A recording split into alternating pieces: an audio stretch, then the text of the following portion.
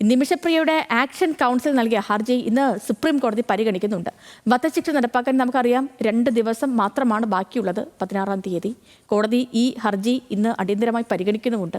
വിഷയത്തിൽ വിദേശകാര്യ മന്ത്രാലയം എടുത്ത നടപടികൾ കേന്ദ്ര സർക്കാർ ഇന്നിപ്പോൾ സുപ്രീം കോടതി അറിയിക്കുകയും ചെയ്യും. അതേപോലെ തന്നെ കൊല്ലപ്പെട്ട യമൻ പൗരന്റെ കുടുംബവുമായി കാന്തപുരം AP അബൂബക്കർ മുസ്ലിയാർ സംസാരിക്കുകയും ചെയ്തു. ഡൽഹിയിൽ നിന്ന് ശരത് ലാൽ ഉണ്ട്. ശരത്തെ, ഗുഡ് മോർണിംഗ്. ഈ നിമിഷപ്രിയ കേസുമായി ബന്ധപ്പെട്ട് ഇന്നിപ്പോൾ സുപ്രീം കോടതി കേസ് എടുക്കുന്നുണ്ട്.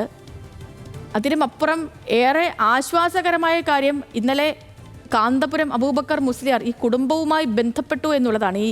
ഈ യമൻ പൗരന്റെ കുടുംബവുമായി ബന്ധപ്പെട്ടു എന്നുള്ളതാണ്. എന്താണ് പുതിയ അപ്ഡേഷനുകൾ? കോടതി എപ്പോഴാകും ഈ കേസ് പരിഗണിക്കുക? ലിസ്റ്റ് ചെയ്തിട്ടുണ്ടോ? Good morning Sethulakshmi.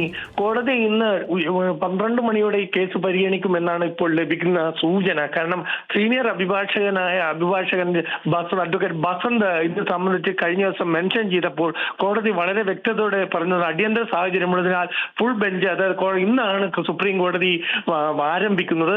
സുപ്രീം കോടതി വെക്കേഷന് ശേഷം സുപ്രീം കോടതി ഇന്നാണ് സുപ്രീം കോടതി വാദങ്ങൾ ആരംഭിക്കുന്നത്. നേരത്തെ വെക്കേഷൻ ബെഞ്ചായിരുന്നു. ഇതുകൊണ്ട് തന്നെ വളരെ പ്രാധാന്യത്തോടെ ഫുൾ ബെഞ്ചിന് മുമ്പിൽ ഈ കേസ് മെൻഷൻ ചെയ്യുകയും ഈ കേസ് രജിസ്റ്റർ ചെയ്യുകയും ചെയ്തിട്ടുണ്ട്. ഇന്ന് ഈ കേസ് പരിഗണിക്കുമ്പോൾ അതിനു മുമ്പേ തന്നെ സുപ്രീം കോടതി വെക്കേഷൻ ബെഞ്ച് നൽകിയ നിർദ്ദേശം ഇതുവരെ എന്തൊക്കെ നടപടികൾ എടുത്തു എന്ന് അടിയന്തരമായിട്ട് അറ്റോർണി ജനറൽ കേന്ദ്ര സർക്കാരിൽ നിന്ന് റിപ്പോർട്ട് തരണമെന്നായിരുന്നു. ഈ റിപ്പോർട്ട് കേന്ദ്ര സർക്കാർ ഇന്നലെ അറ്റോർണി ജനറൽ കൈമാറിയിട്ട് അത് ഇന്ന് പരിഗണനയ്ക്ക് വരും. സ്വാഭാവികമായിട്ടും എന്തൊക്കെയാണ് ഈ ഏറ്റവും ഒടുവിലായി എടുത്തിരിക്കുന്ന നടപടികൾ എന്നത് നമുക്ക് കേന്ദ്ര സർക്കാരിന്റെ ഈ റിപ്പോർട്ടിൽ നിന്ന് വ്യക്തമാകാൻ കഴിയും. ഏതായാലും ആശ്വാസകരമായ സംഭവമാണ്. കാരണം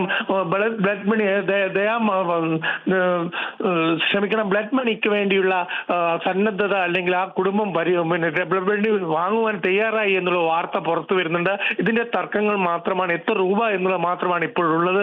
അതിനു വേണ്ടിയിട്ട് നിമിഷപ്രിയയുടെ അമ്മയും വധശിക്ഷ നീട്ടിക്കിട്ടാൻ വേണ്ടിയിട്ട് യമൻ കോടതിയെ സമീപിച്ചിട്ടുണ്ട്, പ്രോസിക്യൂട്ടറെ സമീപിച്ചിട്ടുണ്ട്.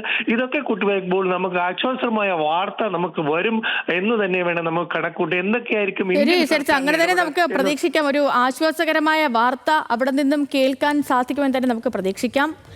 നിമിഷപ്രിയയുടെ കേസ്, നിമിഷപ്രിയ ആക്ഷൻ കൗൺസിൽ നൽകിയ ഹർജി ഇന്ന് സുപ്രീം കോടതി പരിഗണിക്കുന്നുണ്ട്. വിവരങ്ങൾ നൽകുകയായിരുന്നു ഡൽഹിയിൽ നിന്നും ശരത് ലാൽ.